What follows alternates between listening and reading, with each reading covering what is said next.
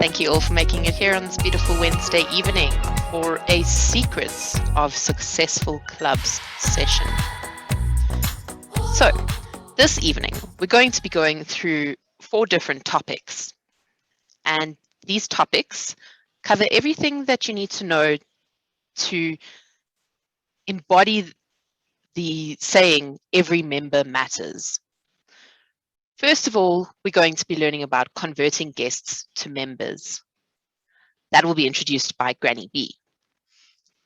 Then we're going to go through attracting guests and encouraging guest participation, which will be presented by Lucinda Harman. Next up, we will go through increasing member satisfaction and retention by Bheki and Ngomane.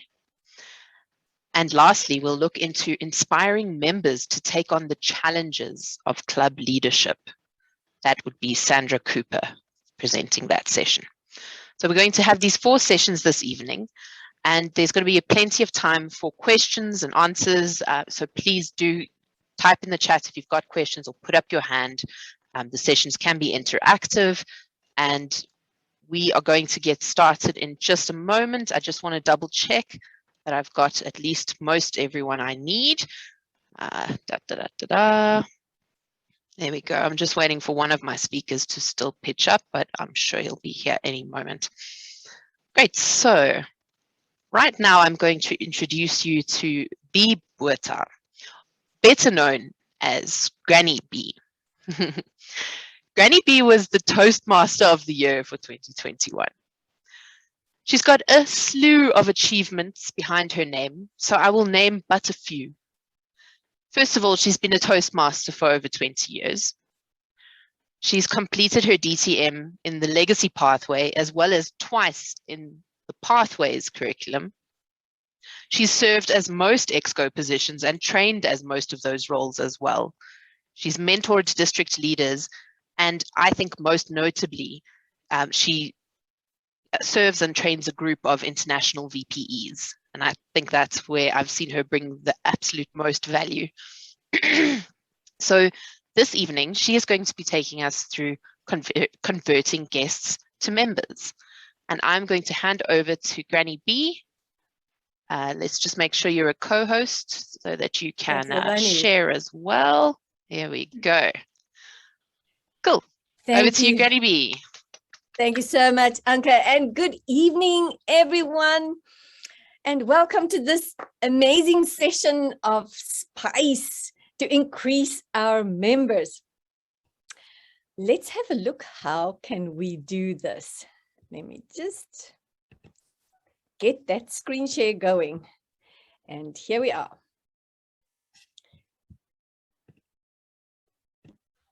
Converting guests to members.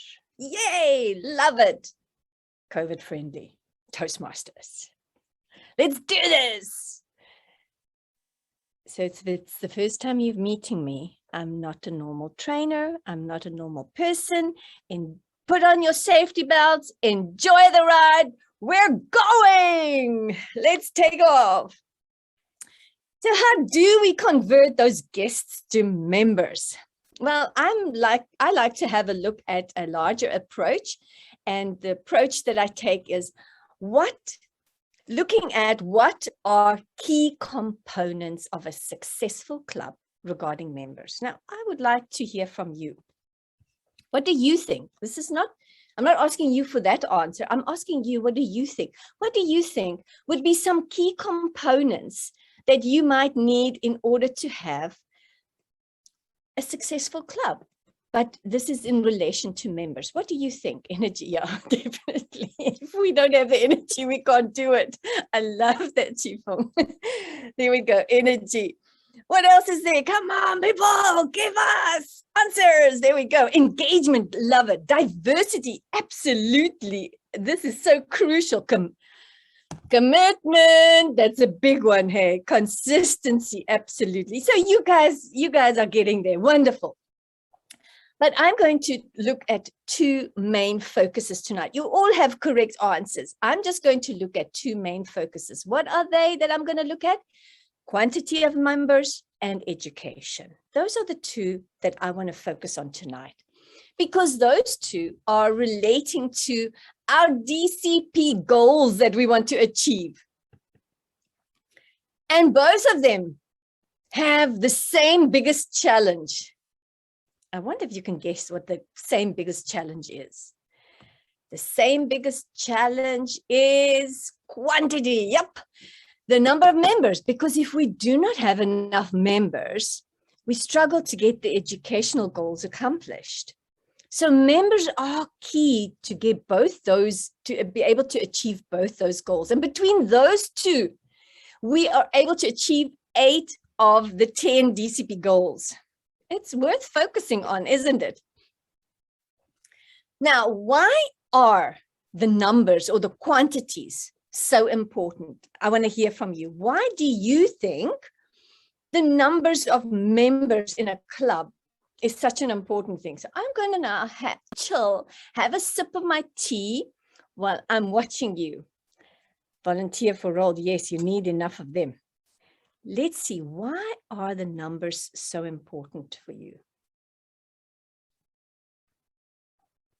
I need answers. Why should we have the numbers or the quantities of members? Why are they so important? It shows growth for sure. Absolutely. Anything that doesn't show growth is dying. I need answers. There we go. There we go. It's coming up. It shows that you, oops, no, not so fast. I love it when it's so fast. It gets my motor going.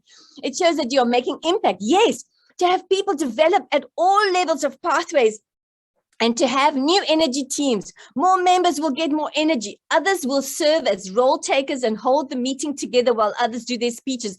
Absolutely. Take role. Listen, I'm speaking to the converted here. You guys are excellent. Oh, now my cursor disappeared. There we go.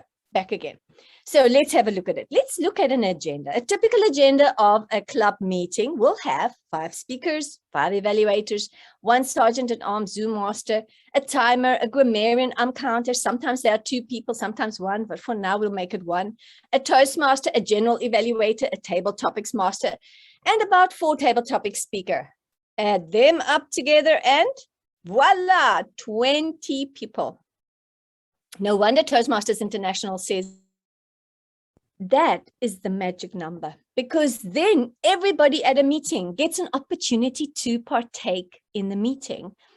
And you get that one hand washing the other experience. It is so crucial to have that.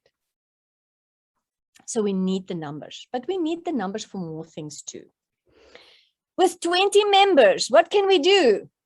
There's diversity in presentations. Different kinds of people from different walks of life have different interests. And it becomes interesting to go to a Toastmasters meeting because of all the spice that you pick up. And here's one I like. Diversity in evaluations for me. Not the same old people giving the same old evaluations, because then it'll be the same old me and there's no growth for me. So if I want to grow, I need to help get more members for the club for my benefit. Diversity in energy and leadership. This is exactly what you guys have been stating here. And that's what's in it for me. You know that we say, what's in it for you? Well, actually the you is supposed to be me. You know what I mean. Thus, the purpose of membership drives. The purpose of membership drives. Did you get that? The purpose of membership drives are to grow my club for my benefit. Yay! A round of applause. It is to grow my club for my benefit. Now, this might seem very selfish, but we have learned something important here. We have learned that it is ensuring a great member experience. Toastmasters tells us that when we have 20 members and we have a great member experience because of that. And then we also know It's because every member matters. So what I'm doing for me naturally happens for everybody else. Okay, so here's a little bit of a toss-up. Some people say guests, others say visitors. Is there a difference? Should we worry about it? Well, technically, probably not.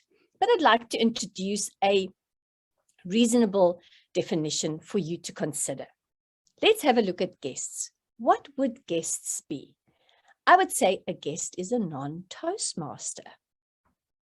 So if you're having a meeting and somebody that's not a Toastmaster comes to visit your club, I would refer to them as a guest. And then a visitor would be a Toastmaster from another club visiting your event or your club. Not set in stone, but it's a good rule of thumb to refer to like that. So here is the how. How do we take the club from visitor to member? Well, I'm going to do it in a little bit of a reverse. I'm going to try and first get a guest to come to the club, and then I will try and turn him into a member. Can we do that? Here goes. Number one.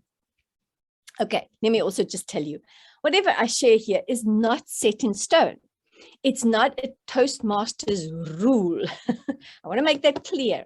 But this is a guideline for you, and you can twig it. You can make it fit into your club how you need to, but this is a guideline. Oops, here's a bar that is in my way. Let me just go and put it up at the top, and then I can see better. So first of all, I want you to see down at the bottom is that arrow. It says president. Note the president's position in all of this. Okay, so the first one that we are busy with is then in July, our clubs should have had a plan. And this is what our plan should have been. We should have planned for a member drive of Smedley for August and September. You can have one event, you can have one per month, it doesn't matter. There are 3 drives that Toastmasters International has, and it's good if your club can at least do one major drive for each one of those. If you can do more, go for it. That's the Smedley. Then we've got Talk Up Toastmasters in February and March, and the last one is Beat the Clock in May and June. Now, who does all of that? The Exco, when we have right in the beginning, when we do the strategic planning for the year ahead. What else do we need to consider? So I ticked it because we should have done that already. Okay.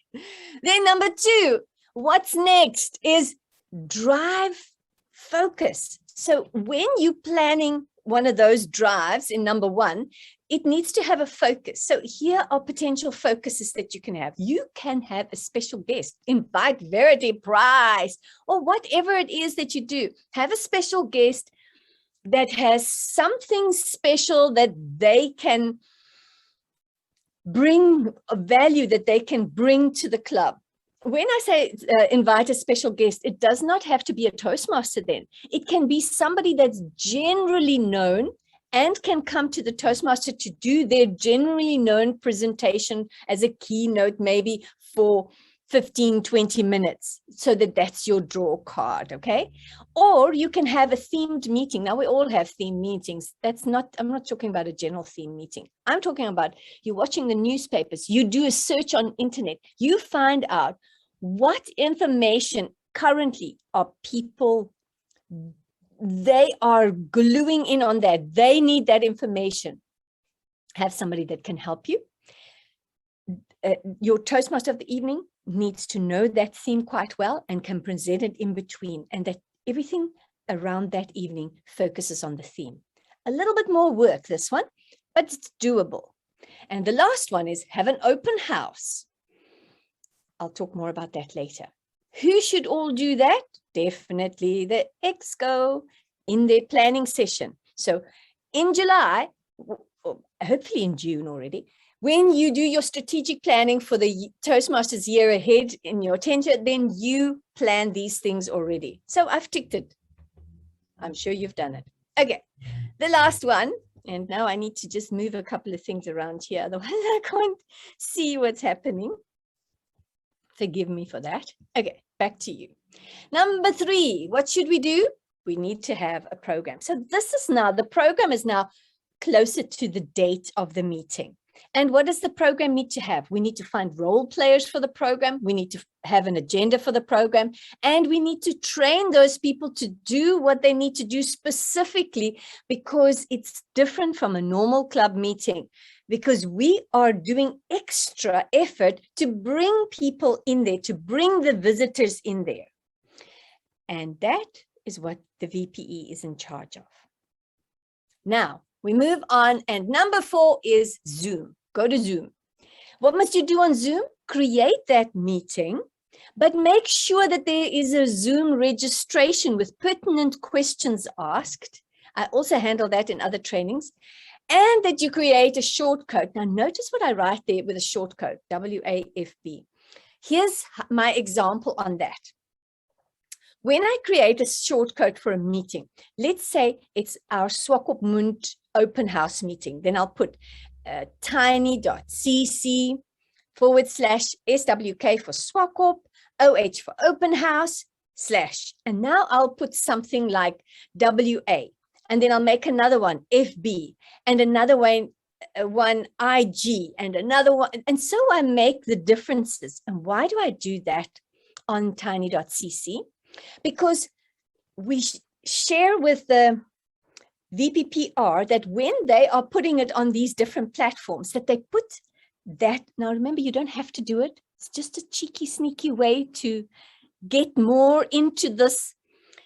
If you do it that way, then what happens in tiny.cc, you will see how many clicks ended up being there. Now, not every click that comes there ends up registering, and not every person registering ends up actually attending the club. But then it begins to give you some statistics of which platforms could you actually spend money, because from them is a greater return. I trust it makes sense. So if it makes sense, smile. I'm watching you, smile. There we go. Okay. And who should do that? Sergeant at Arms, Zoom Master. Number 5, advertise. Make a flyer. Do it on WhatsApp. Do a Facebook boost with an info button. Crucial. In Facebook, when you create a boost, there is a place for more info. It's like a button. And I have 3 questions that I ask there that gain, because people hate answering questions, but those 3 questions they always answer those easily. Then Instagram, make sure that your Instagram and your Facebook are linked. Then you don't ever have to post there. You just post on Facebook and it already jumps over to Instagram. But you should consider LinkedIn. And I tell you why you should consider LinkedIn. LinkedIn, when we look at the percentages, there was a study, I just read it this morning. There was a study that I came across where a person on their mobile gives attention to something for 1.2 seconds. On desktop, it's 2.6 seconds. But in LinkedIn, it's up to 6 minutes. If they are grabbed, that's how long they will linger, because LinkedIn is people that go, they do that for learning. They're looking for information. They go there specifically to gain information. So understand that, understand the different platforms. So who's doing all of that? VPPR. Number 6. Now we need a guest pack. We need at least a 2-page general info with prices and who's who to contact, what Toastmasters are all about, just a general information. Please don't give them 11 pages of stuff to read. Nobody wants to read all of that. And in any case, if you only give them a 2-pager, I wonder if they read 1 paragraph of it. It's just how people are. But make sure there's a membership form in there. And that, of course, is the VPM's job. Now, number 7, leads. Here they come. Where do they come from? Zoom registrations, Facebook button, and meeting attendance. And who takes care of the leads? I wonder, I'm going to ask you, who takes care of the leads in your club? Tell me, who takes care of the leads in your club? Just give me the position. Tick, tick, tick, tick. Let's see. Who takes care of the leads in your club? VPM. Okay, next. More. Thank you, VPM. Okay. VPM. PPPR. Okay. Remember, it's in your club. I'm just asking, who does it in your club? Okay. Everyone. Okay. Yeah, I've seen that. Everyone happening. VPM. Okay. Thank you. Thank you. So generally speaking, it looks like VPM kind of handles it. VPM and president. Okay.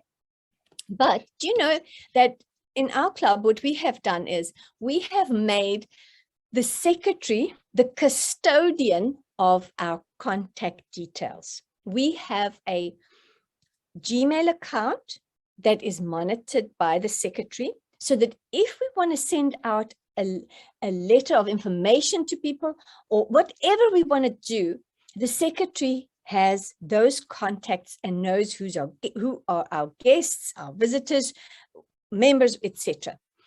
So we have that as our secretary that does that. Remember I said not set in stone, but this is just what you could do. Now, number 8, follow up. Follow up. Bheki is really great with this one. He made a video last year. I think last year, Bheki made an excellent video on this part. How to contact them after the meeting, how to build that rapport, and how to close the sale. Remember, we are not in sales. We just close sales. We only close sales. We're not in sales. Don't think like a salesman, think like closing the sale person. And that is the VPM team that does that. And then the next one is admin. Send out an invoice, track the payment, notify the exco when it was received, add that person to Toastmasters International, and that's between the treasurer and VPM. So I wonder if you've noticed, the president is watching every time what's happening, that everybody's doing their job, but the entire exco is involved to be able to find a visitor, to bring them to the club, and then to turn them into a member. Now, let's have a look. Here I have, oh, there we go. We have a new member. So let's roll out the red carpet for them. So what do we do to roll out the red carpet for them? Now we have a member. What should we do first? Let me ask you. I've still got enough minutes there. What should we do first? Somebody has just been made a member. What do you think we should do first? Oh, okay, not first. What are some of the things we should do? Let's not have a right answer. Let's have, what are some of the things we should do when somebody has just become a member? I'm giving you time to assign a mentor. Very good. Welcome email and add to club group. Perfect. Welcome with a bang. I love it. Yes. Very good. Okay, let's roll out that red carpet. Now, before we roll out the red carpet, I've swapped my slides. Here is what I just showed you back, the previous slides. If you look on the top right, it starts with the VPE, with the schedule, creates the agenda, etc. Then it goes to PR that markets. Members also send out personal invitation. Sergeant at Arms prepares the venue and sets it up in Zoom. Then VPM has the guest pack and everything. Secretary does the attendance register and makes sure that everything is put away. Treasurer sends out that invoice. When it comes back, notifies VPM. The entire exco is involved to get that to work. So what is it that we're going to do to roll out that red carpet? Let's have a look. Ta-da-da! New member. Do a new member induction. That's the big one. Yes, you add them to the group, etc. But just a couple of formal things. Make sure they go through a new member orientation. Make sure they do the new member pathways orientation. in the Toastmasters International new member orientation, they mention a little bit about pathways. I always skip it there because I like to spend more time here in the new members pathways orientation with it. Assign that new member a mentor and let them do their icebreaker. And that's it. Voila. It's time for Q&A. Are there any questions this far? From guest to member. Can you see, I took it a little bit before guest. I didn't just say, okay, now the guests arrived. I went to say, so how do we get the guests there? And now that they've arrived, what do we do?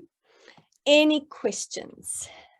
Okay, I'm going to stop sharing so that I can look at all of you gallery view and see if there are any hands up, and let's talk.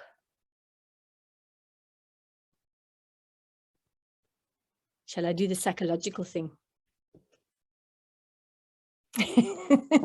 And see who's going to put their hands up first. So if you, or maybe there's something in the chat. Let's quickly see. Oh, no.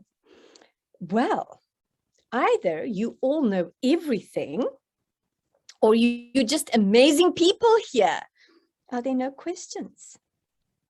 Well, let me just tell you that on my Granny B 007, and that means it's BE 007, one word, not a space, on YouTube, there is a membership drive video that tells you exactly how to set up the registration in Zoom and which questions to have. It tells you what to add to the Facebook button and which questions to add there and how to link them together, etc. So if you want to look for that, there is a video there. And with that, it looks like I'm speechless now. Oh, wait. What's the best way of mentoring a newly chartered club of 30 members? Step by step. When I say step by step, we've just, First Lady, Luyanda Taylor and I, we are mentoring a newly chartered club, not 30 members, 20 members. It's a corporate club. So when it's a corporate club, our advice to them is we speak to the HR person and say, why did you want to start this club? Then they normally say, because of that. Then we suggest the first path. Why don't you get everybody to do the first path, the same path? Do you know how that lightens the load because you can take everybody through it? Now, most of the time, the same path that everybody really would like to do is that presentation mastery, because for a professional speaker, that is a great one, and they want to be able to speak. So that's a great one. But if it is a community club, of course, they would like to all choose their own one. And then what we've done is we just set them out to go and start having meetings.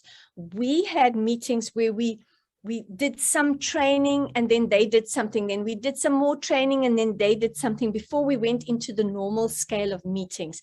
And that's how we were able to mentor, not on everything, but on a large amount of Toastmasters information in a shorter period of time, in a more controlled way. And then again, I have videos that helps us a lot. I've got a great PDF with roles that you can click on, the roles from the new member orientation, and you can click on everything there, and I can pop it in the group while other people are talking so that I don't take up their time. I can pop it in the group for you. I also have the PDFs that give the screenshots exactly from when they are a new member, how to log in the first time, how to allow pop-ups, how to select your path, how to then find your path and begin to work on it, how to close off a path. Those are divided into 3 videos together with the 3 PDFs. So I have a lot of training material on that, and I will send you some links here in the chat box. My time is up, 31. Over to you, Anke. Thank you, everybody. I hope you now know what to do to take guests to members. Bye-bye. Bravo. I think you will all agree that was a really useful session from Granny B. Not just converting guests to members, but actually getting those guests into your club in the first place. Okay, so our next speaker this evening is going to be Lucinda Harman, who is also a DTM. She's a past division director for L and a TLI trainer. She is also a TEDx speaker, an international trainer, and a speaker. Let's just mute. There we go. Cool. Over to you, Lucinda, for your topic, which is attracting guests and encouraging guest participation. Thank you to Anke. Anke, thank you for holding the reins tonight and everyone else that is joining. Welcome from wherever you are in the world. I see people from last night's class that we held, where we actually did very much about the VPPR role, which is kind of where Granny B was. And it's a very interesting role to have. I want to start as I did last night. So if you were in the class last night, here comes the question again. Why did you join Toastmasters? It's really important. Because if you don't know the value, there are two things that I teach in sales. Number one, people want to feel valued and people want to receive value. So if somebody's joining Toastmasters, they want to know what the value is. As Granny B said, what is in it for me? What is in it for you? And they also want recognition. They want to feel that you're important. So what I always say in her part is ask them to join your club. Tell them why you want them to join. And if we start going through this piece, you'll start to see it, put the picture together, is really about attracting the guests now. And that is the VPPR's job in the beginning. And then the part about the participation, which to me is about the entire club. Everyone, you're making everybody feel welcome if they're coming to the club. Imagine you're going to something you've never ever experienced before. Remember your first day. Do you remember your first day? Think back to that first day you went to a Toastmasters meeting. I can certainly say I went in there and I thought, what the heck? I had lots of thoughts going through my mind. And it was certainly an eye-opening experience. So think back to when the day you joined and how did you feel? Did you feel welcomed? Did you have a good experience? And did the club really, did they warm to you? Did they engage you? Did they make you part of the actual meeting or event, whatever you attended? So here starts the presentation that I will be doing, which is called, get rid of this box, it will be called, oh, no, wrong box, sorry. It's not that box. Too many boxes on my screen. Finding members. If we look at the first quote that we go to, let us share the benefits we have gained for ourselves with others. By Rolf Smedley, the founder of Toastmasters, and it's now 97 years ago. Almost 100 years. Let us share the benefits we've gained with others. Because if you know why you've joined and you know what value is brought to your life, you're going to tell other people about it. Do you agree with me? Do you think there's a possibility? If something really is good and something is great, are you going to go out and tell other people about it? I mean, do you want to see other people do well? Do you want to see other people succeed? I certainly do. So for me to go out there and tell people about the great benefits of Toastmasters, for me, is something that I do very easily. It's really important that you go out there, you're passionate about what you have found, and then share that value and your experience and your why and the value of yourself, your members, whoever you know in your life. Share those stories, get out there, because it all comes down to visibility. If you are not out there, how is anyone going to know about you? If you never speak up, if you never say anything, nobody's going to know you exist. So in the VPPR role, as we did last night, and I did a whole masterclass on effective messaging, it really is important for you to really get out there and start talking. If you talk about finding new members, And they write it here. Talk to your friends, talk to your relatives, and speak to your co-workers. Now, you might think, well, that's a bit not so great. I don't know how much I did. But what I can say to you is that people noticed the change in my life. They've noticed what I've done. So in many ways, if you walk the talk and your life, you're showing real life transferable skills from Toastmaster your own life, just by you achieving, you are going to show this in a big, big way. Really about one step, finding new members. Wear a Toastmaster membership pin every day. I'm going through the curriculum with you today. I have never worn a pin ever outside Toastmasters. To be honest, that's my honesty. I've kind of thought, maybe I think in the last 1.5 years, we really haven't gone out, So maybe wear one of those small pins. But at the end of the day, it's up to you. There are people I know that do wear their pin, and it really is about also getting the name out there. People say, what is Toastmasters? What is that all about? So I do get the benefit of definitely wearing a pin. I just know from my work, it would probably be a bit of a clash. And then display or share the Toastmaster magazine. Now, we get it digitally today. Now, you can share that on WhatsApp, email, share it with people you know that might be interested. There's a good article. Write about it. On your own personal Facebook, your LinkedIn, write about an article in the Toastmaster magazine. It might be in Southern Africa if you're in District 74, and it might be in whatever country or district you are in the world. And it might be the international magazine. Take those articles and talk to that article.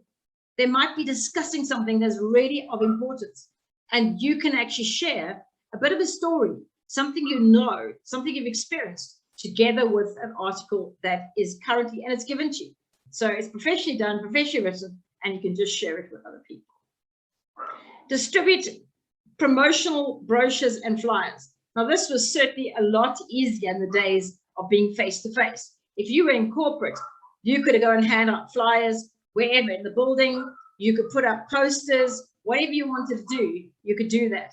In libraries, there were so many places you could have done it in the community section as well. And it's really important to look at those brochures and flyers. So today what's happened is, we now, with the whole lockdown scenario, the promotional brochures and flyers now are more like on WhatsApp. WhatsApp status, WhatsApp broadcast, on Facebook. I wonder, I'm going to get to that just now. Where are you posting? Where are you advertising your incredible club and this incredible organization? The most affordable, cost-effective, and effective education program in the world.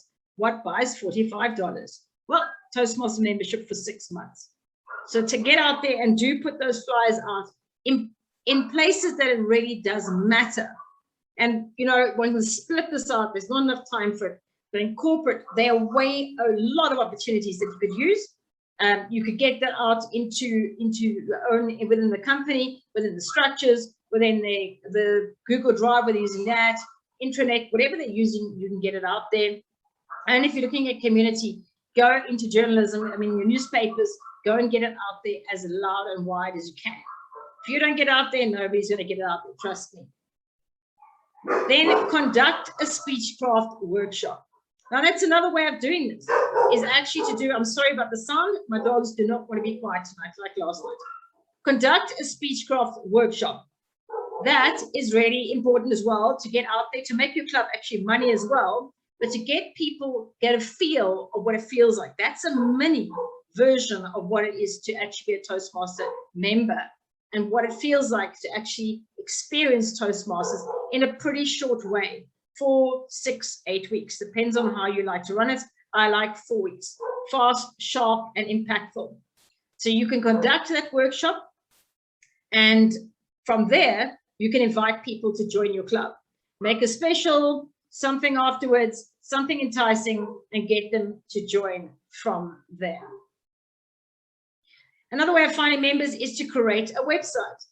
I wonder how many of you have got a website. You can just put up a hand flag. I can't see hands and things, but do interact. I want you to engage. I want you to feel that you're part of this, that we're not sitting and you're just getting tired and bored in the back of a chair somewhere. So it's really important to create that website for yourself, for your club, I'm not terribly much into websites person anymore. I like the social media accounts.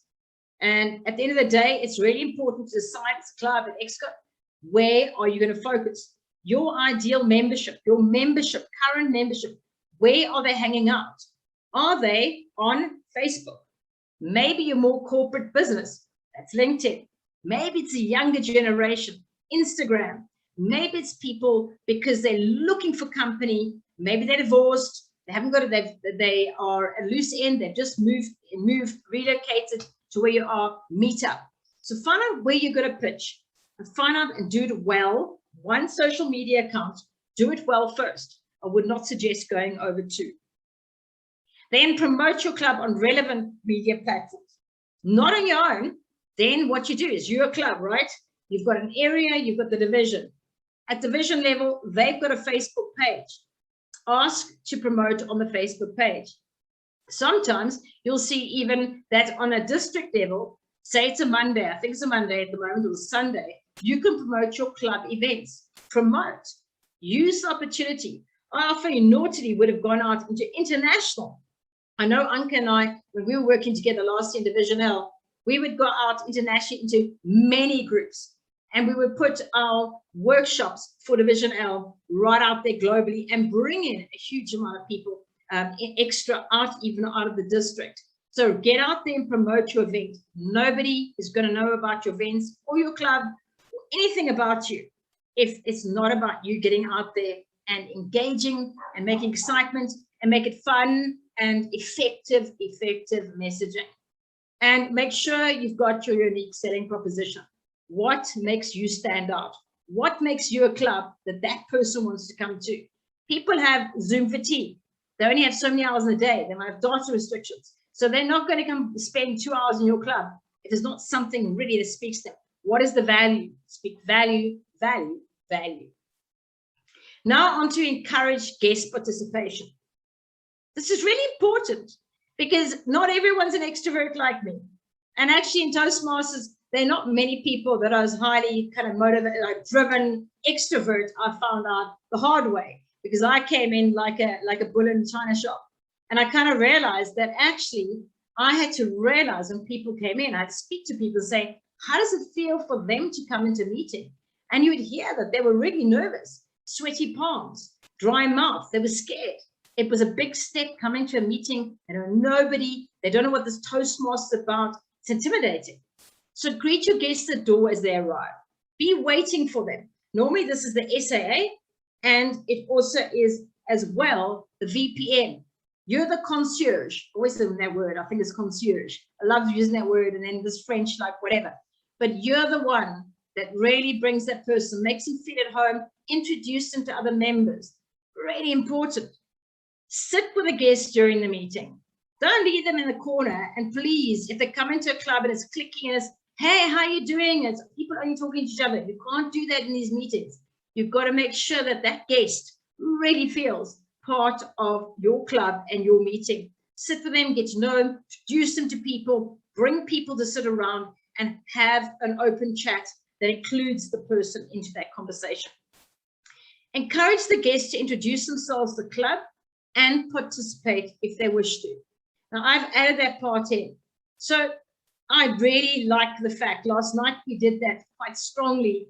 We were talking about the 1 minute, I can't think what it was, I can put in the chat box. That was a suggestion, was a 1 minute kind of thing that the guests are given, and they can just introduce themselves, get out there, who they are, if they want to. Don't push them. If this person wants to be more reserved and sit in the back for a while, don't push them. And if they wish to, so you might ask them in an impromptu session to say something. You might ask them in for feedback.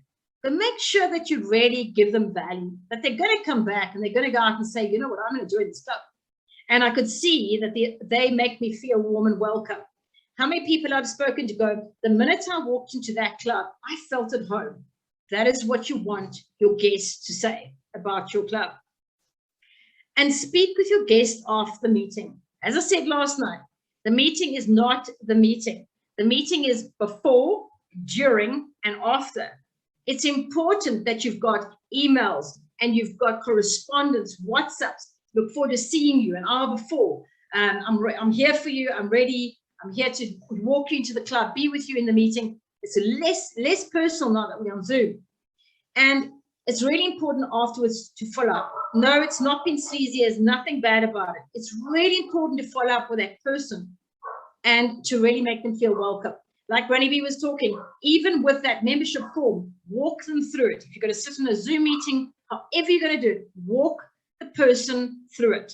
Let the fire stay warm. Don't let that person feel cold, neglected, and outcast, and I'm not going to join. People react on impulse to join way sooner than you think. I've heard of many stories of people joined a club and only been to many meetings, only 7 years later became a member because no one followed up. Nobody really made them feel that they were relevant and important to their meeting or to their club. Invite the guests to join members for an after-meeting social event. Please do not have after meetings and exclude a guest that's come to your club. That is something that's really hard to swallow. I've been to these kind of things as a visiting Toastmaster, and I thought, what? So I don't get invited afterwards to go for coffee or whatever it is. Please do not make that person feel excluded. Invite them afterwards and bring them into your club, that they feel warm and that they are important to your club. Ask the guests to join your club, the follow-up and the membership. Like I was speaking about, this is really important. The most important thing for me converting a guest to a member is ask them to join your club. Say the value they can bring, the value you can bring to their lives, and follow it up and with a membership form. It's not sleazy, it's Toastmasters. You are doing something that's a gift. You know the gift that brought you, and you know what it can do for them. So act with integrity. Don't just invite someone because you're needing numbers. Know that this person is a fit and they fit in well, and that it's going to blend really, really well. And you know that they're going to benefit. You don't want someone leaving your club and saying, oh, that club is awful. You want someone that's really going to benefit, and that it's a longer term kind of relationship and one that you can build on. Ask the guests to visit again. Half of people just let people leave the room and they don't follow up and say, when are we seeing you again? You know, a call to action. You know, in 2 weeks' time, we'd love for you to do something, or whatever it might be, but please do invite them again. Don't let them go cold out on the street corner thinking that, okay, that was okay, but you haven't actually said something like, I want to see you again. I really would like to see you in our club. And that is really important, is ask them. On this note here, I can see it's like 3 minutes to go and I'm running at a faster pace than I thought I would. Keep it personal. Always keep the club's membership efforts personal, helpful, and friendly. There is nothing worse than going for anyone to go to a club. And I don't know if you've ever been to a club where there's politics. I've been to those clubs where people are moaning, they're groaning about something, they're moaning about their role that they've got, their club officer role, whatever it is. Please, you know, that stuff, keep it under wraps. But in that effort, when that person's coming in, make it personal. You know, sometimes you give things out. You're giving out those membership gifts. Maybe give something personal to that person. But make sure that you're also being helpful. Add value to their lives. Make sure that that meeting has touched them. And be friendly. Really be friendly. Don't be grumpy. Because there's nothing worse than going in and finding a grumpy girl sitting in front of you. You want to be friendly. You want to be giving the energy and that passion and enthusiasm you have. Because that's contagious, I tell you. And that person will be wanting to come back for more. And a guest never forgets the host who had treated him kindly or her kindly or her. You know that saying, Maya Angelou kind of saying, people, I don't think we ever do forget how people treat us and what they have to say about us. But remember, the important is not people say and do, it's more about how they make you feel. It's really important that you remember that in everything that you do. It's really important. Remember that guests will give them a memorable experience. Give them something that they want to belong to. And treat them well. Treat them like a really good friend. I mean, at the end of the day, this could be a life-changing experience for them. And if you're not going to give them that, they might never return. And I don't want somebody, I think they always say the biggest regret anyone has as a Toastmaster is that they didn't join a lot sooner. I have a bank of Toastmaster meetings I went from an earlier age, and people never followed up with me, or there's a lot of in-house politics and conflict that I was seeing, people fighting with each other. And that put me off Toastmasters time and again. And I only then came back. I think I was 50 by the time I came back. And that is when I finally joined Toastmasters. But I mean, how much would my career, where would I be today if it wasn't for all those things? I would be in a way down the track. I see what it did in 6 months to 3 years for me. And what I've achieved, it's all because of Toastmasters. The reason I didn't join earlier, which is a big regret for me, is because of how people made me feel and what was going on. And it didn't feel like an environment that I wanted to join. And that is the end of my presentation. And now we will go to the question answer. There we go. Simple, simple, simple. Over to you, Anke. Well, I think let's just give opportunity if anyone's got any questions at this stage. Please put your hand up or unmute yourself and go ahead and ask.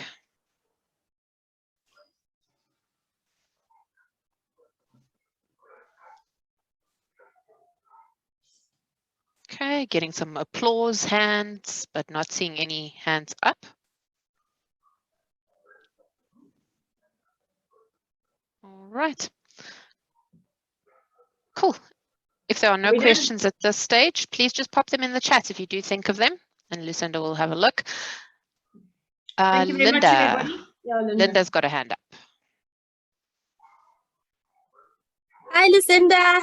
Hey, Linda. How you doing? I'm fine. So I've got one question, and it's a follow-up from the VPPR session that you had yesterday.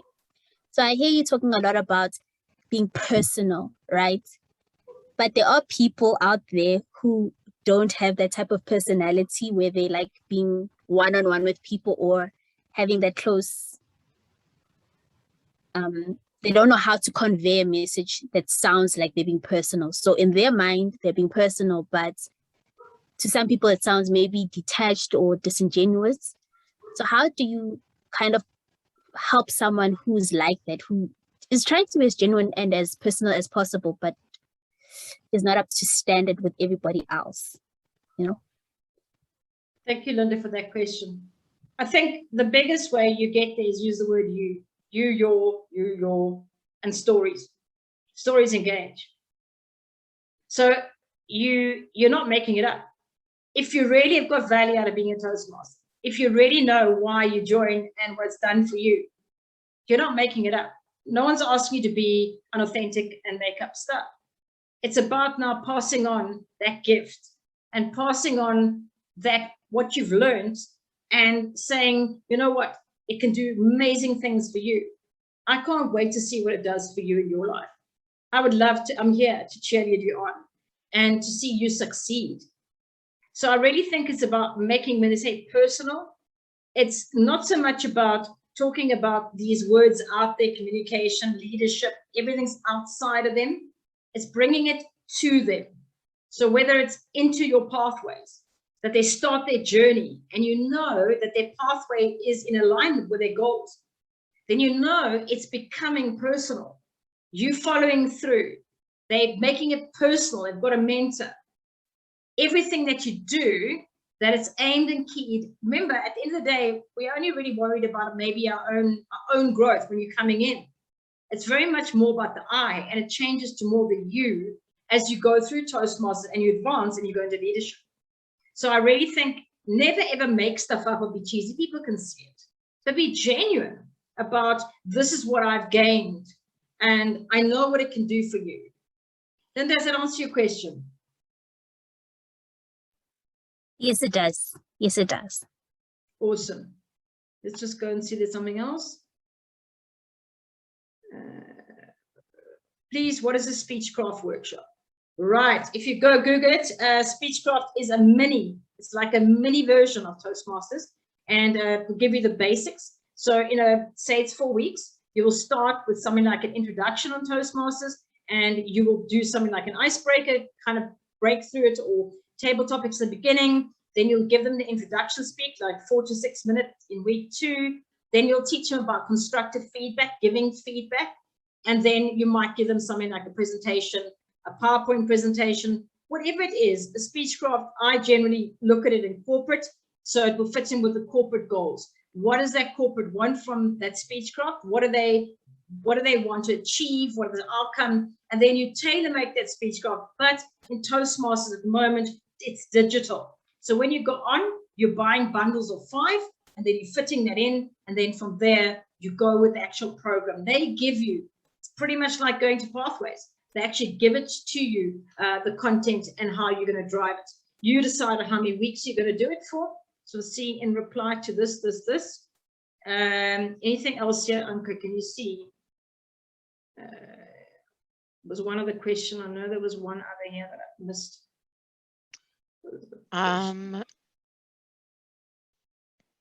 No, I think I've answered. No, I think that's all. Yeah. That is just put in a document for you on SpeechCraft, and now you can have a look. Do find about they're great. They make money for your club. You also get out there, you get experience, and you can do it in many different forums. And it's a great way to get started. Are there any more questions before we move on to the next segment, which is Bheki?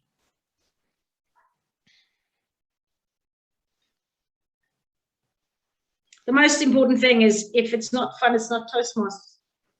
Mm-hmm. So when you go out there, make sure it looks like it's fun, it's great, and it's a happy place. It should be a happy place. It shouldn't be hard work and turmoil. And make sure that your Toastmasters journey is part of your life. It shouldn't be a stressor and an extra thing, a burden on your life.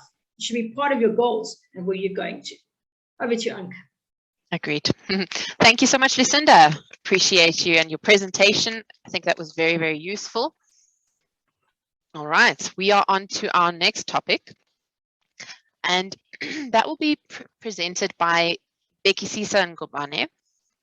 He got started in Toastmasters in 2018, has been a VPM before. At the time, he grew his club by over 70%. He was the top area director in the 2020-2021 year, and he's a current Division A director. He is also a recently published author, and he is going to be taking us through increasing member satisfaction and retention. Over to you, Bheki. Thank you, Anke, and good evening, everyone. I just want to get started and kick it off by asking you a question, because I just want us to have a conversation through this segment. I will be talking a lot, but I'll also want to get some interaction from you and hear from you. My first question would be, why is it important for us to firstly, make sure that our members are satisfied? And secondly, why is it important to make sure that we retain as many members as possible? You may raise your hand if you want to answer this one. Why is it important?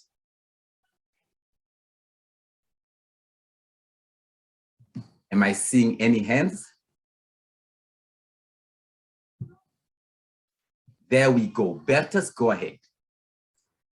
Because if you lose one member, you need to gain 2 to grow the club. Fantastic. That's a great answer, Bertus. Linda, go ahead. Oh, the technology gremlins are against me again. So the reason why you want to retain members, it's because that's the whole point of Toastmasters, to create a community. And how can you create a community if you keep losing people? Fantastic. Those are both great answers.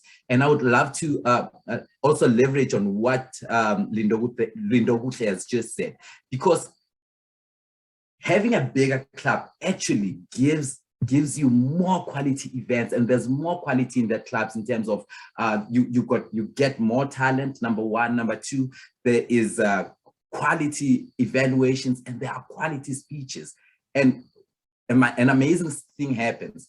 The bigger the club, the better the attraction of the club, because when people get there and they see more people, then they want to be part of that community. So I would encourage you, as much as you want to do, and whatever you do, always think of retaining the people you have. Andrew Tsuro usually says, it's better the bird that's in your hand than the bird that you still have to chase in the tree. So that's why you have to make sure that you keep your membership retained. There is a system of some sort into your membership retention, because it doesn't happen automatically. You must have a system. Now, which leads me to my next question. Before I go to my next question, I just want to check with everyone on the call. Please put a yes or a no on the call.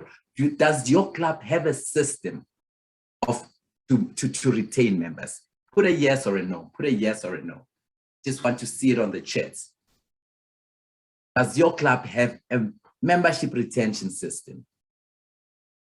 No, no, no, no, no, no, no, no, no.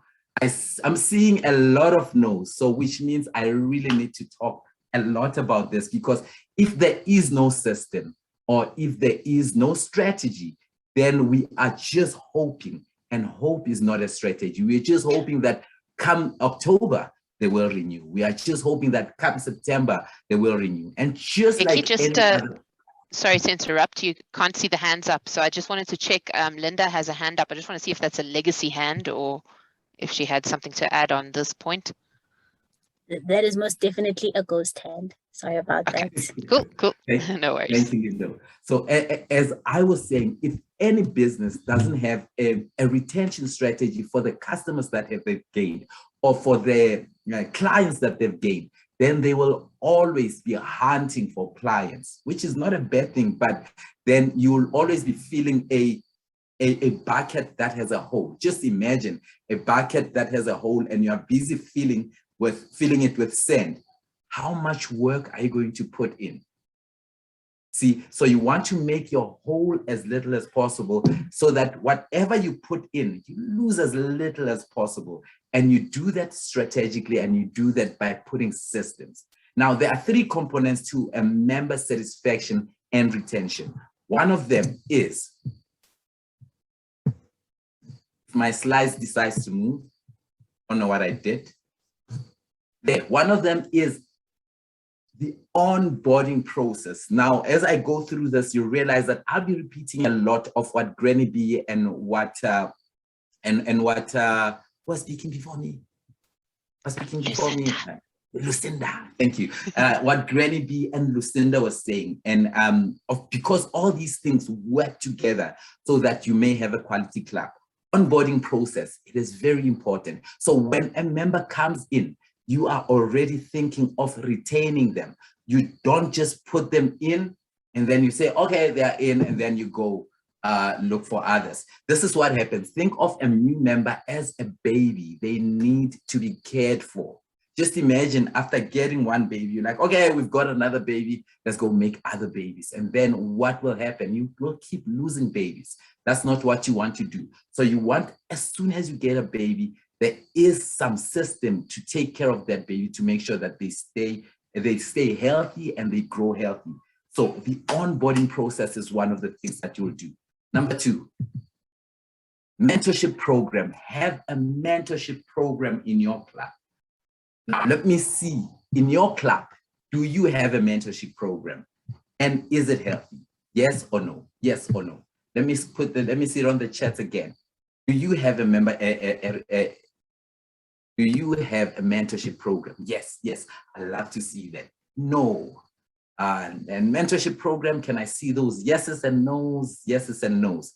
A couple of people are saying yes, a couple of people are saying no. And if it's working very well, congratulations, because one of the most challenging things that I've seen in clubs is their mentorship program. Sometimes they say they've got a mentorship program, but what they mean is that we've offered them a mentor and we hope it will work. So we'll talk more about that. And then continuous engagement from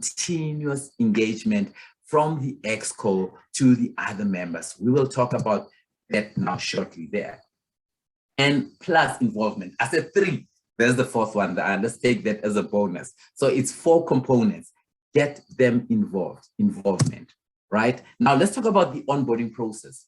This is going to be the most cluttered slide you will see. After this, the slides will be much better. Apologies, I don't want cluttered slides, but this will be the only one, because at this point, this is where we want to make sure that we get it right. Because when we get it right in the beginning, then the process is much smoother going forward.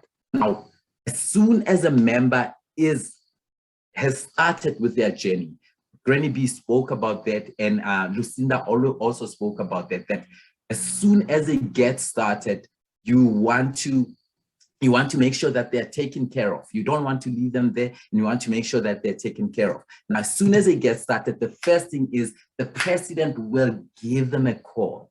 Someone said, send them a welcome letter. That works as well. Give them a call and set expectation.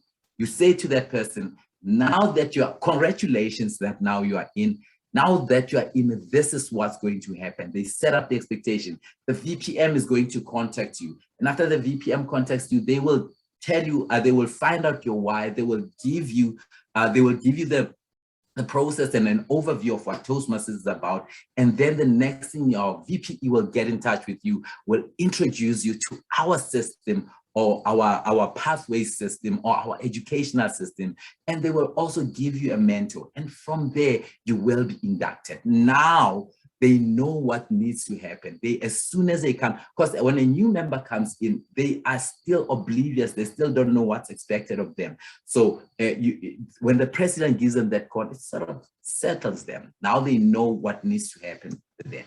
And from there, the president will hold the VPM and the VPE accountable to ensure that the process is complete right to the end.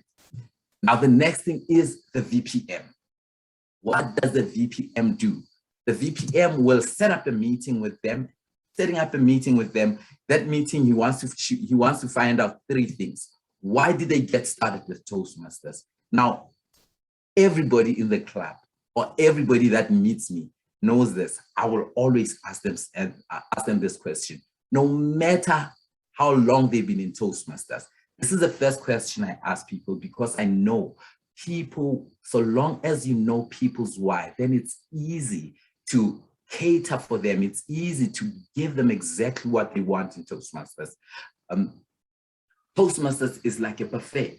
Right? There is a buffet, and there's a whole lot of things that people can get in Toastmasters, but you don't want to get there and water hose everyone. Like there's this. What did Sipho came here to do? What did Lucinda came here for? What did Lindogushe came here for? And you want to make sure that they're well taken care of. And it starts in the beginning by finding out their why. And then from there, the next thing the VPM will do is give an overview of what Toastmasters is like. Look, we've got over 200 clubs in the southern of Africa, and then you can visit any club. You can go speak in any club, and each time you speak, you will be given a feedback, and from that feedback, then you can grow. And at the moment, we are meeting online, or you can mention some of those things, and we meet on Tuesdays, and the first Tuesday of the month and the first Tuesday of the month. So you give them that so that they understand what is a structure, because some people think Toastmasters is a school. So they think we come here and then we sit, and then someone gives a lecture. So this is where you tell them that there is a self-learning program, and then it's a self-paced as well, and you will be allocated a mentor, and so forth and so on. And now you set out those expectations, just like I said, on, okay, now what should you expect from us as the EXCO?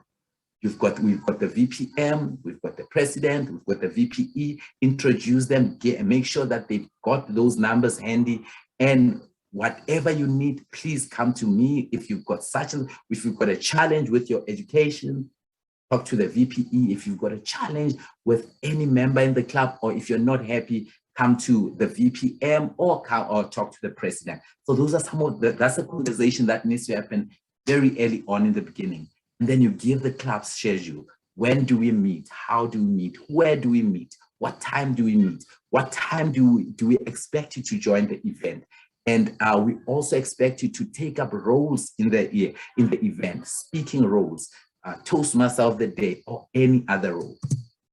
Right? Then you move them over to the VPE. So the VPM will then call the VPE and say, VPE, I've had an onboarding call with this person. Now you take over. Then the VPE will also have a call with that person, or a coffee with that person, or whatever it is that you want, or however it is that you want to do. But you want to make it like a 30 minutes to a 45 minutes call. In fact, for the VPE, it could take even an hour, because this is where you give them base camp orientation, orientate them through the base camp, and you make sure that they choose a path. The stats show that people that are registered on base camp, they are highly likely to stay. People that don't register in the base camp, we usually lose them. And at the moment, at some stage, I think in District 74, we had about 50% of people that got started that were not introduced to pathways. And it is because somewhere, somehow, this process is missing. Assist them to choose a pathway and make sure that you schedule their icebreaker. Allocate them a mentor. Allocate them a mentor according to their needs. At this point, the VPM has already told you what this person is looking for. So allocate them a mentor. If there's no mentor in your club, you are welcome to go outside your club to look for a mentor. We've got a program that is called Mentorship Without Borders. Reach out and to your president and ask if that program can allocate, if anyone can allocate a mentor from that program, but make sure they've got a mentor. Because people that have got mentors, sometimes people will stay just because they like their mentor. They bonded with their mentor. And even when it comes to follow up during a renewal season, you can ask the mentor, is your mentee renewing? Or when is your mentee renewing? Then they can put that bit of pressure, or they can remind their mentee to renew. Now, the next part of the onboarding process is the induction. The VPM sets the date for the induction, and the VPM manages the process from making sure that the certificates are there, making sure that the pins are there, making sure, setting the date and telling the president that the induction is going to be on this date. And then the president must send a letter to the new person and say, you will be inducted on such and such a day. Please make sure that you come in. Then so when you do that, then the new person is never lost at any point. They understand where we are at any system. And then the president conducts the induction on the day of the induction. Our mentorship program, this is monitored and managed by the VPE and the IPP. The VPE will make sure that everyone is allocated a mentor. The IPP will make sure that they help the VPE in identifying mentors, in making sure that the mentorship program is working smoothly. And one of the things you need to do, constant health check on the mentorship program. How are those relationships going? If you see someone not speaking for over 3 to 4 meetings, you must know that there could be a problem. So you don't want to catch the problem 6 months down the line when there's renewal season. If you don't see someone in the event for about 2 or 3 meetings in succession, it's time to do that health check. Or you can even schedule and say, between the VP and the IPP and say, hey, let's do a health every month or every second month, we'll do a health check on how our mentorship program is working. Are the mentors still together? How often are they meeting? Have they set goals? And how far are they with those goals? Is the relationship working, or is the relationship breaking, right? And what other clubs do, they give incentives for the mentors as well. When their mentees reach a certain goal, they will give a certificate, or they will recognize their mentors during their big events, a mentor of the month, or mentor of the year, or anything like that. This is something you can consider. Not compulsory, but it's something that you can consider. Continuous engagement. A continuous engagement could be anything. You could do it over the phone. You could engage them through email. You can engage them through WhatsApp. And when I say through WhatsApp, this is not like a group WhatsApp text that you hope everybody read. You must be strategic about it. Maybe you can allocate the exco and allocate them 3 people that please continue engaging with them. Check in with them regularly. One of the things that you can do, membership satisfaction survey. You can either use Google Sheets or Google Forms, or you can, like I said, allocate them to executive members where they call in and check on them. Are they still getting what they want?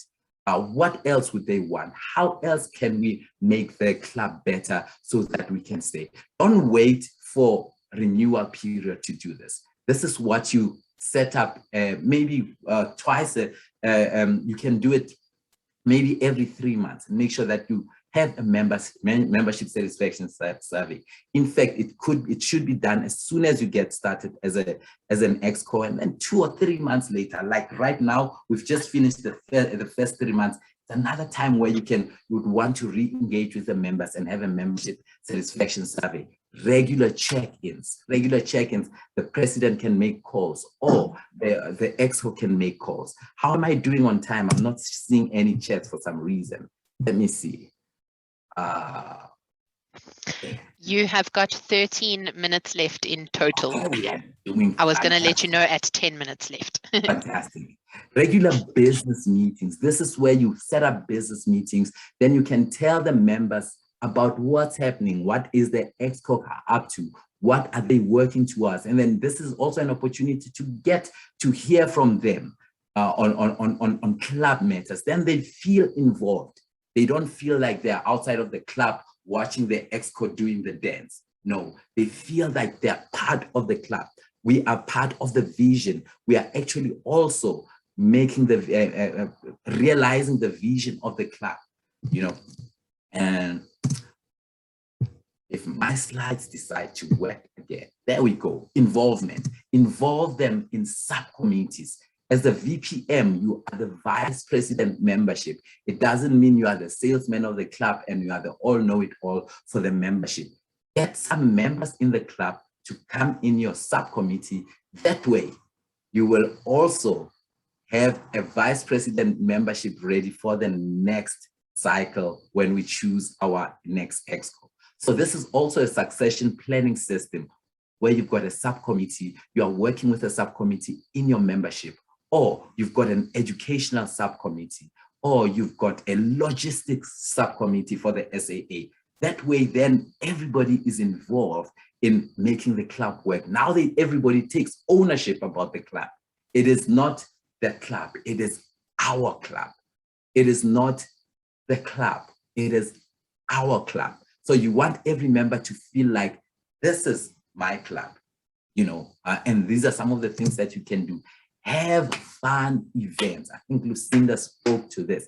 Have fun events, don't have meetings. Like have fun events, have speakers, have themes, like exciting themes. And some of these themes you can ask the members to propose some of the themes and give ideas on what's the next theme, what the next theme, what would you want the next theme to be? So that it doesn't come only from the VPPR or comes only from the VPE. Let the members get involved in making those fun events. Cast the vision. What do I mean by saying cast the vision? When I got started in Toastmasters, the first speech I gave was the yardstick. And everybody loved the speech.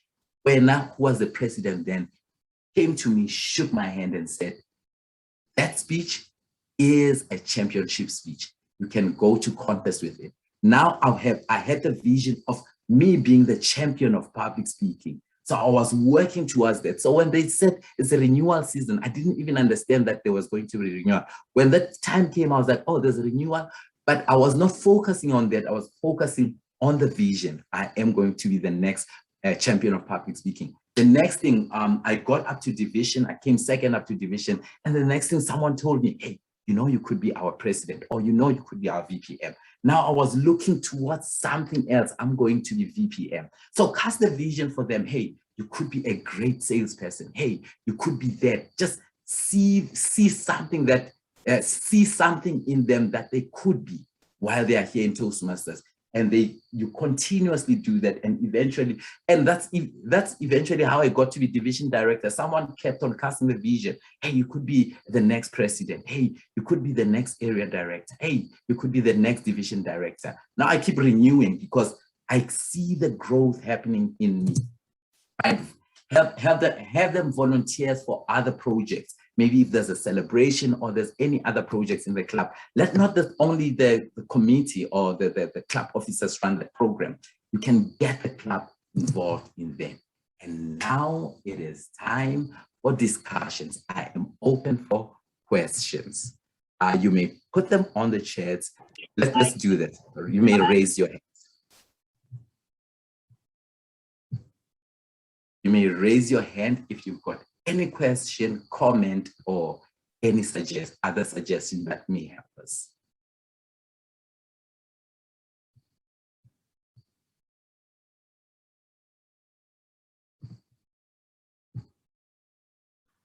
Is there anything on the chat, maybe? Theo Hendricks is showing me this. I suppose he says, sterkte or strength.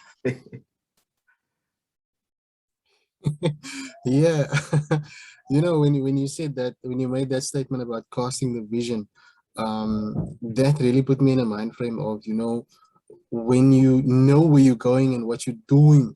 And that was so powerful to me. And thank you for that, Bheki. That was really powerful. I really enjoyed your whole presentation and things like that. And in fact, everyone who's spoken so far. And I want to be a champion speaker, and I love what all of you guys are saying, and I'm really feeling excited and encouraged by everything you guys are saying. So I just want to say thank you to all of you speakers tonight. Thank you, Theo. Thanks a lot. I can take two more questions. I still have time to take two more questions, right? Yes, you do.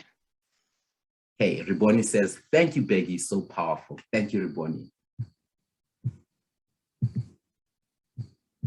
We still have time for more questions. Somebody else says, Valentine says, thank you, Bheki, this is insightful. For new clubs where only maximum 3 members are experienced persons, how do you get the mentors for spanking new 17 members? A very good question. And that's from Wenceslaus Utekwatekwa. Did I get it right, Wenceslaus? Okay, let me start with the new clubs. The new clubs, usually you will be allocated 2 mentors.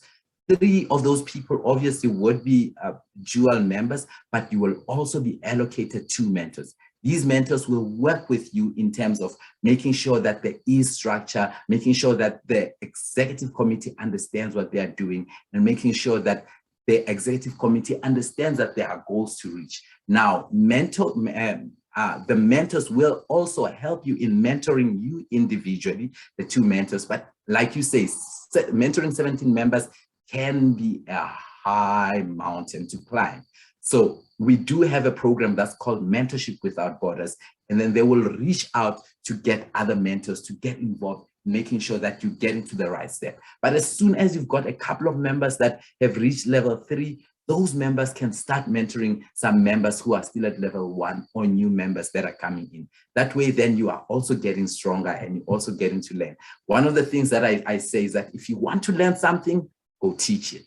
So if you want to grow quicker in this Toastmasters journey, as soon as you finish level 3 or as soon as you reach level 3, ask for a mentee, mentor someone that's getting started, because you've been through that road and you can be able to mentor.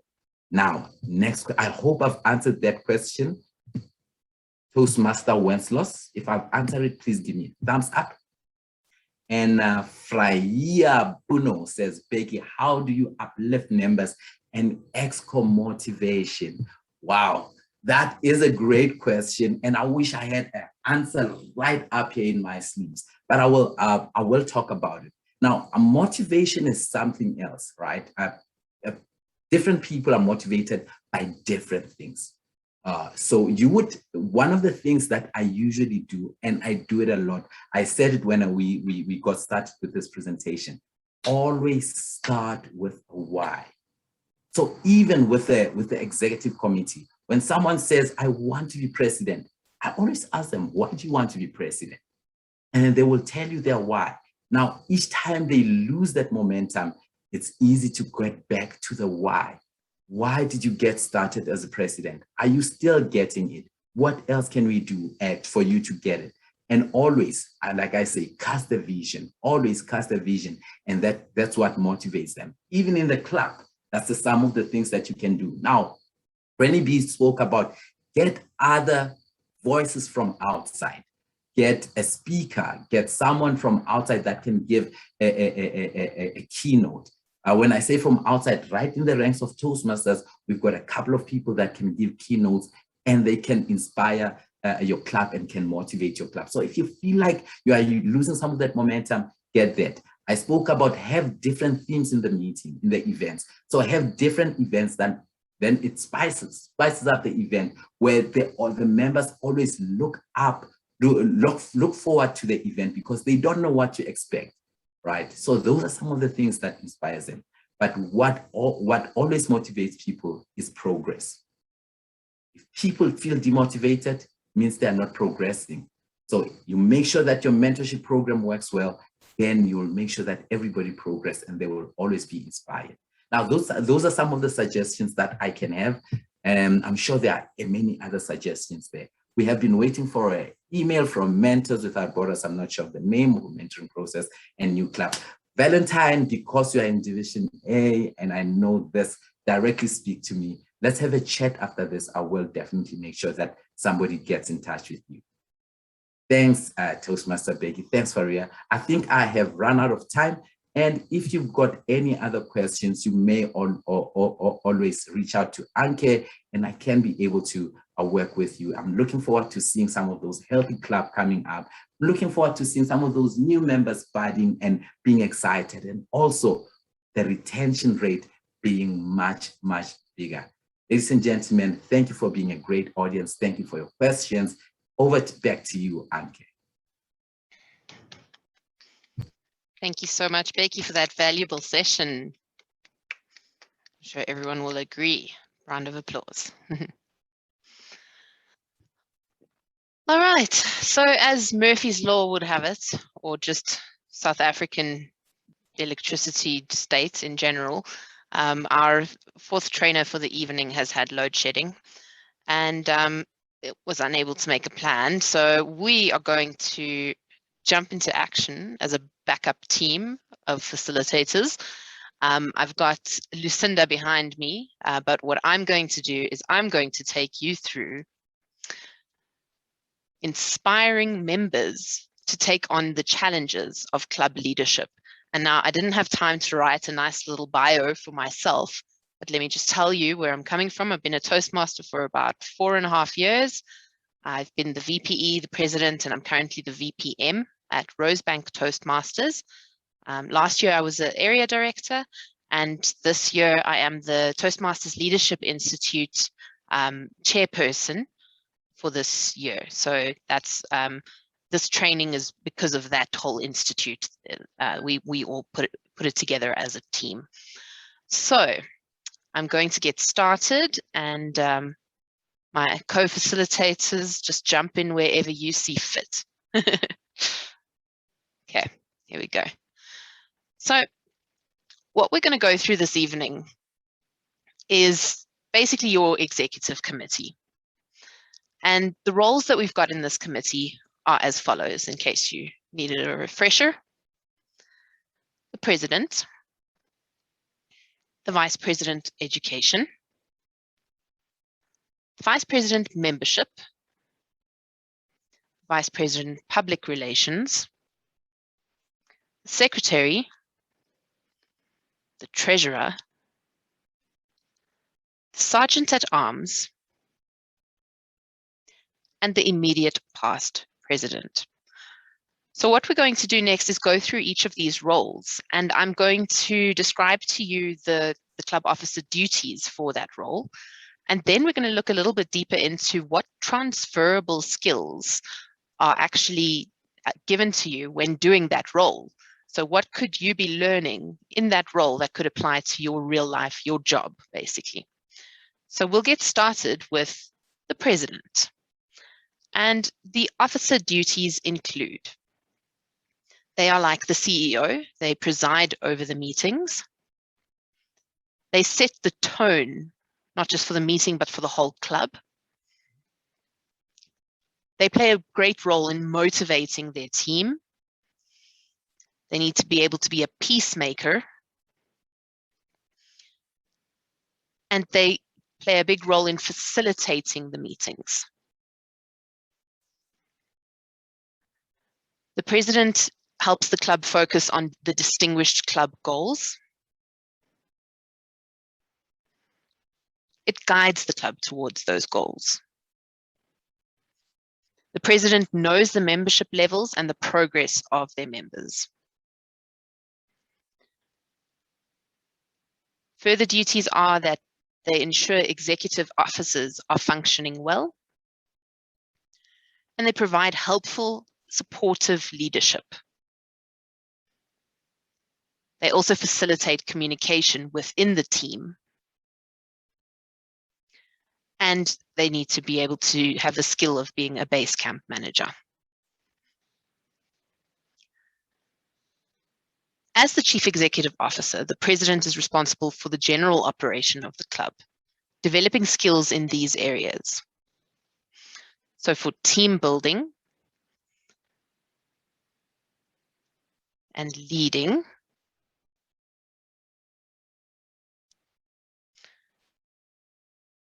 I see a comment in the chat that I'm going too fast and that I must please send the presentation to you guys. Absolutely, we will make it available to you in the email where we send the recording of this as well. All right, I'm going to give a bit of chance for discussion as we go through, but I just wanted to get through to the transferable skills. So these skills include strategy, planning, conflict resolution, project management, time management, parliamentary procedures,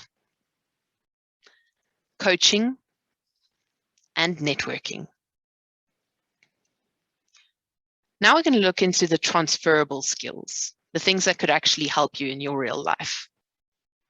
So team building, as was mentioned on the slide before. So the president's job really is to help their team gel. It is to make sure that the different personalities that always come up in different teams work to each other's best strengths. And wherever someone's got a weakness, someone else picks up with their strengths. So team building is really important. And I've got an example of this in our club. Our current president, Linda, is keeps saying we are having a team building session. We're going to have one before the end of this year. And she calls it our kumbaya session, because we need to all just get together and, you know, get to our Zen place and get back in touch with ourselves again. So team building plays a huge role. And of course, leading goes hand in hand with that, because you have to be able to get people to follow your vision. Strategy comes into play when it comes to things like building your club's membership, reaching those DCP goals. You need to strategize. And planning is very important as well. Putting on a meeting twice a month is no mean feat, and the VPE can't do it alone. So the president also needs to be able to assist in some of that planning. Conflict resolution. So here you're learning skills that can really help you in the workplace. I don't know about you, but I've had quite a few experiences in the workplace where there's conflict, and not knowing how to deal with it, I would usually just back off. But in Toastmasters, you've got a safe space, a safe environment to actually practice your skills of conflict resolution. So when there is an issue in your exco, you can address it directly and honestly and actually learn. Project management comes into play because as a club, you've always got multiple projects on the go. Every meeting is a project, but so is your club success plan. Maybe you have a fundraising project, maybe that your website is getting redone. There's always options for different projects to manage, and it's not always the president who manages them, but they definitely do get their fair share. Time management is very necessary for a president, because if No one else, if the timekeeper isn't going to keep everyone on time, the president needs to do so. And this really helps you in your real life job as well. Parliamentary procedures may or may not be applicable to your professional life, depending on the circles that you find yourself in, but very interesting to learn how it all works nonetheless. And then coaching skills. You pick up how to coach your fellow EXCO members as well as your club members when you're a president, because you are pretty much looking out for the best for everyone in that club. So you learn those coaching skills and you can transfer them to real life applications like coaching in your workplace. Networking, we know this one all too well. I think my phone has more Toastmasters in it than other people. We have a wide network in Toastmasters, an opportunity to spread that network and learn how to network well and effectively. And that can definitely translate over into your professional life as well. So that is it for the president. And then I just wanted to give the opportunity, if there's someone in the room who's been a president before, if they've found anything in their role that actually transferred to real life skills. So I don't know if there is someone like that, but I'd like to hear from you if that is the case. Welcome to put up your hand or just unmute yourself. Anyone who's been a president before?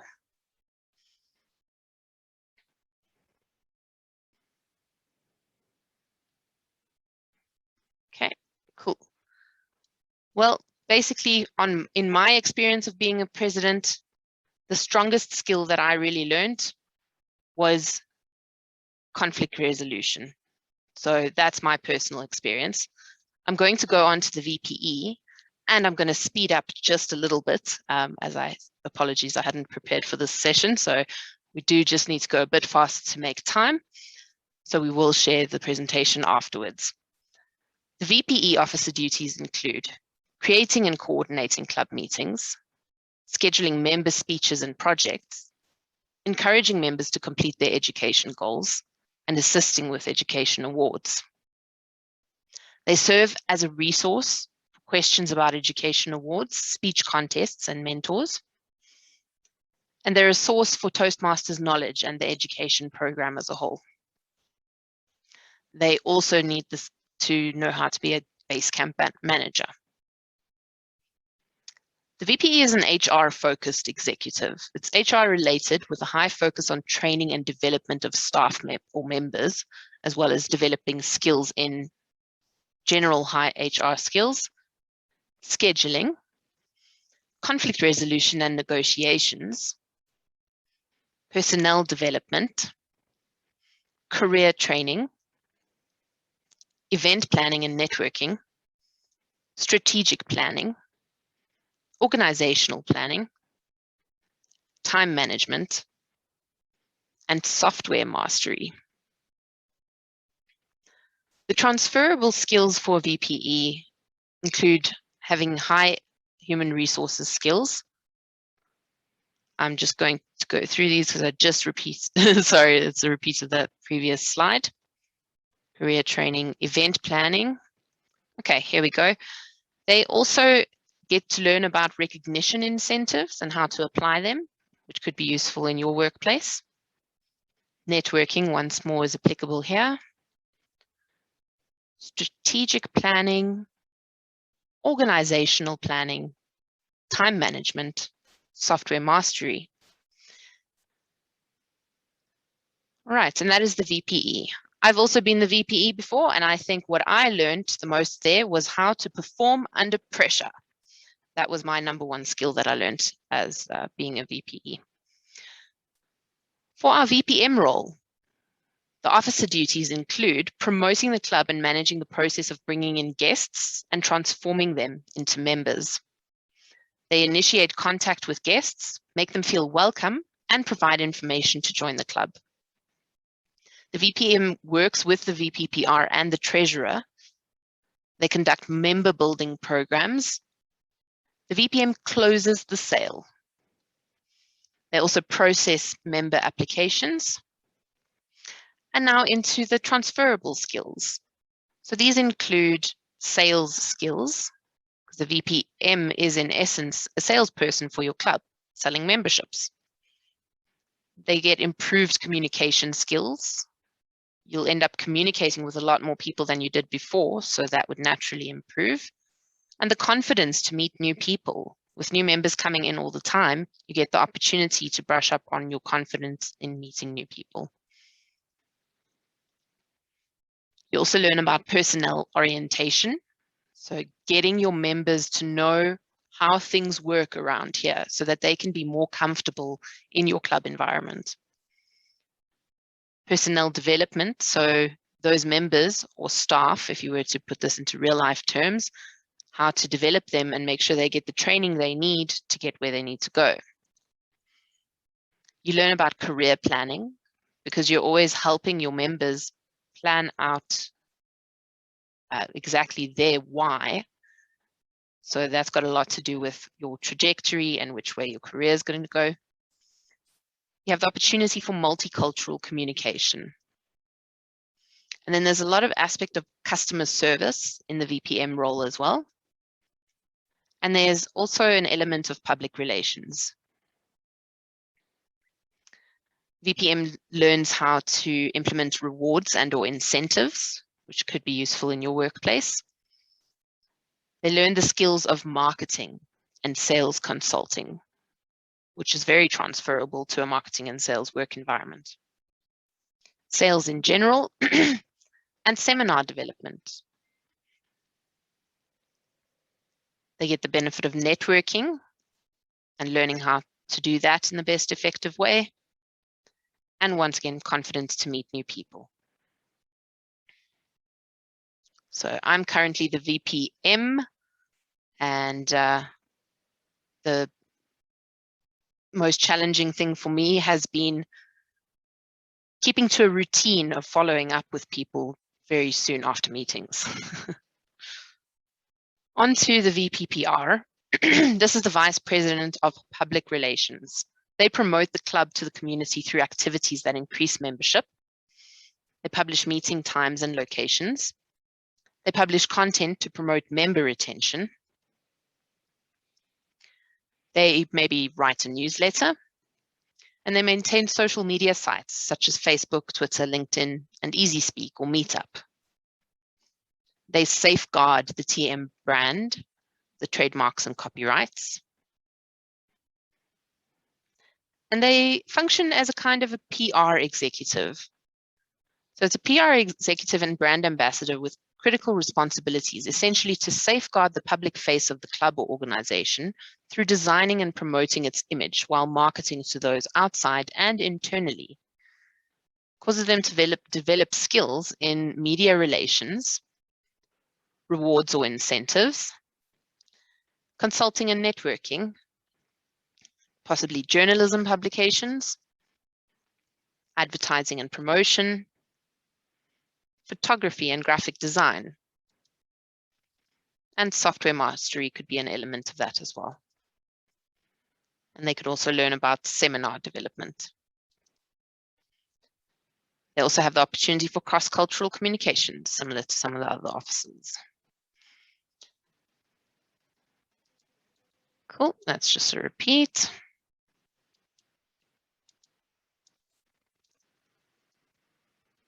So those are the transferable skills for a VPPR. I've never been a VPPR myself, but it does look like quite a challenging role and always having to be the visible one. All right, so the secretary officer duties include managing and maintaining all club records, files and correspondence accurately, being the custodian of club legal documents and contacts, taking the minutes at every meeting. They archive historical records, record all member and guest attendance, and distribute the club roster of current paid memberships. They maintain a current club officer list as well. And they know how to do a base camp management role. The secretary is much like a company secretary. They take charge of administration requirements and legalities while developing skills in report writing, policy administration, purchasing orders, processing historian or librarian type research. They learn about document control, event coordination, as well as report writing. Okay, there we go. That's just a repeat. Cool. So the secretary, the unsung hero of the Exco, everyone always thinks that they don't do anything, but that's quite a lot of things to do actually when you look at that list. And those skills do transfer into an admin type role if you were doing that in your real life. Now onto the treasurer, the financial side of things. The treasurer is the club's accountant. They keep timely, accurate financial records. They manage the club's bank account, and they upload EFT payments for approval. They collect and pay the dues on time to world headquarters, and they work with the Exco to create the budget. They are like a finance executive. The financial executive prepares an annual budget, signs off on all expenditures during the year, and ensures profitable outcomes while developing skills in these areas: budget preparation, revenue tracking, revenue forecasting, revenue generation, money management in general, policy administration, purchasing, and consulting.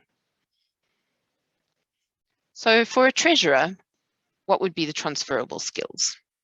For one, budget preparation, revenue tracking. This is a repeat of the previous screen, as our formula has figured out by now. But these are actually the transferable skills that you would learn as a treasurer.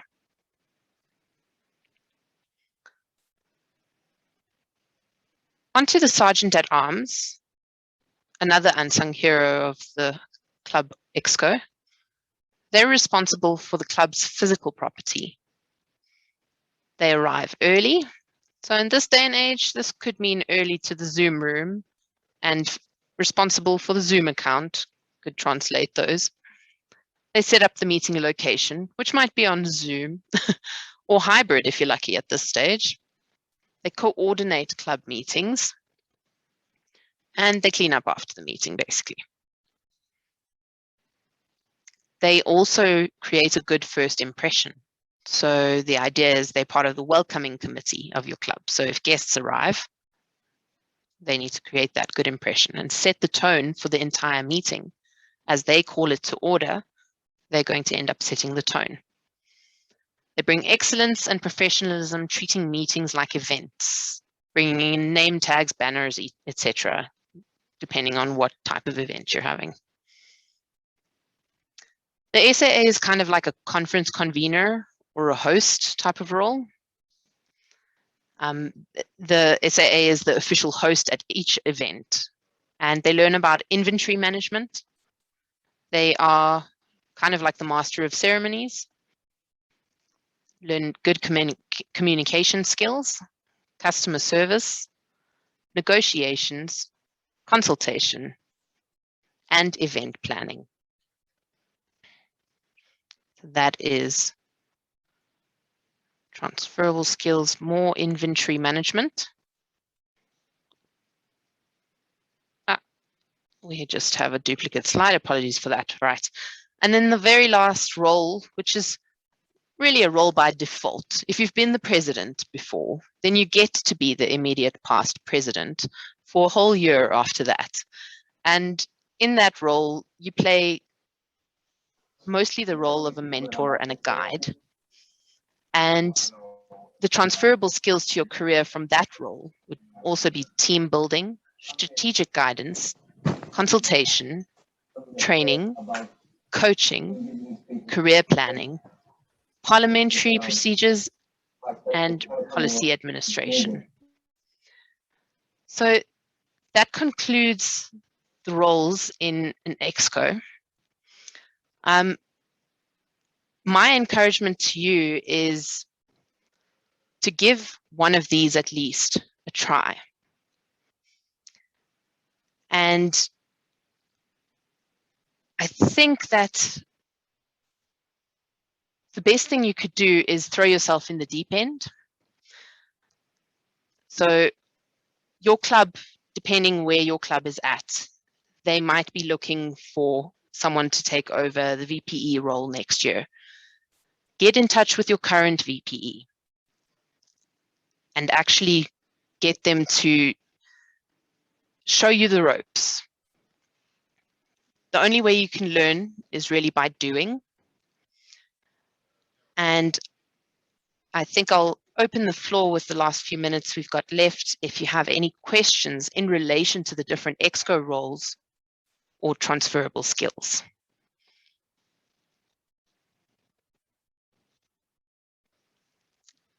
Also, opportunity if Lucinda, you'd like to add anything that I might not have touched on, you are welcome. Thanks, Anke. Well done. I've got to say, well done. That was an impromptu training for Anke tonight. She got the trainer, the backup trainer, both had to leave because of connectivity problems. So well done to Anke. Something I'd really like to add is that these roles already are life-changing. And it's your first step in leadership. Very important step.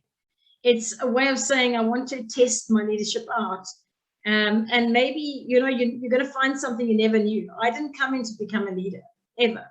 I came into the organization to become a TEDx speaker, which together, Granny B, we both spoke in Namibia last year, November.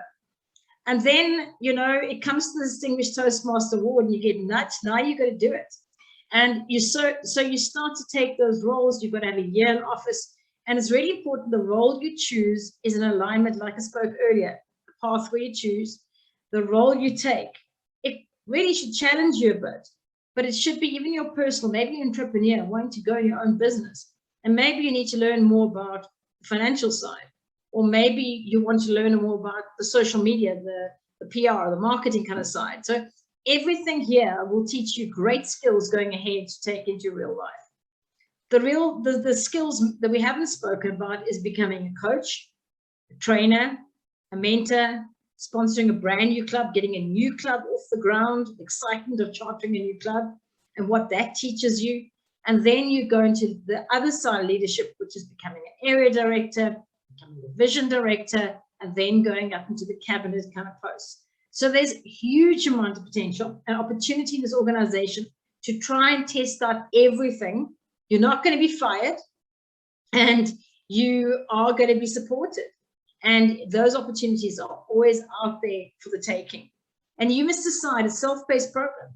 You can take 7 years before you decide to put your hand up. You can decide you want to forward track it as fast as you can.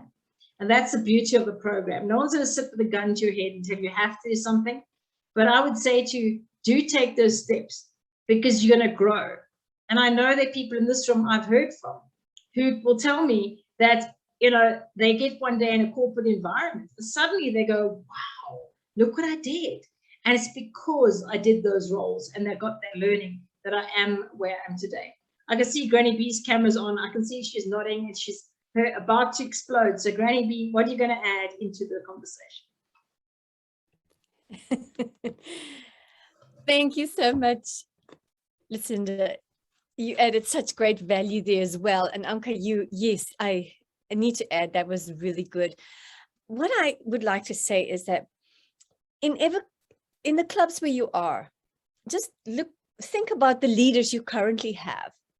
Notice that some of them are really doing well and you can feel the value they add. And then there are those that you wonder if they're still there. We all have them. And if you go and speak to them, and when I put it this way, I'm not trying to say they are bad people.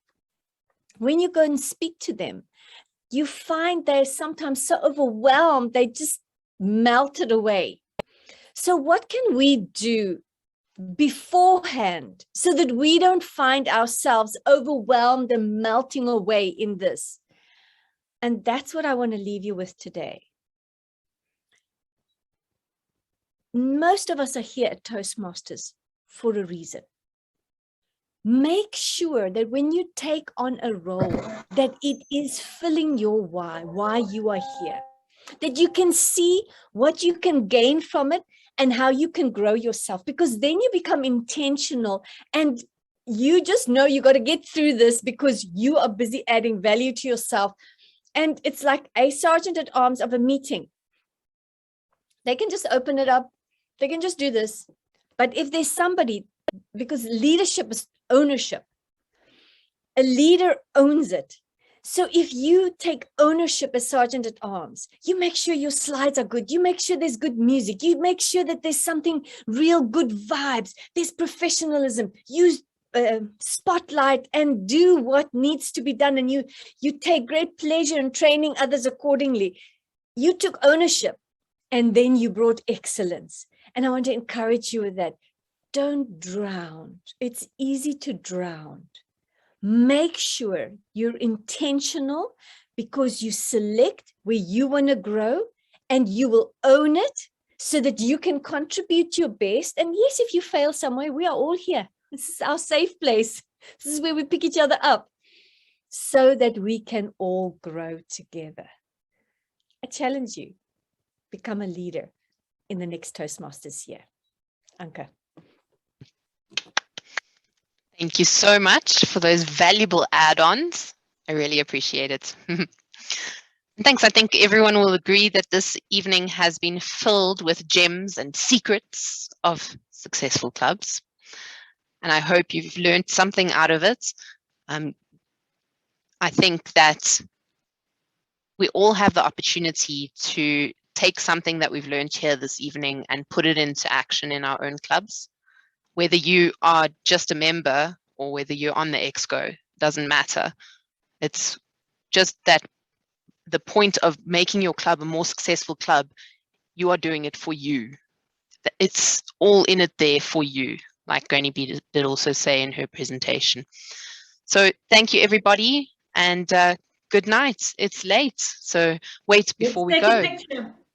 Put your cameras on if you can. If you're in your PJs, then just give us just your face and a nice smile. Okay. Yeah, bring your kids, bring your animals, bring your wives.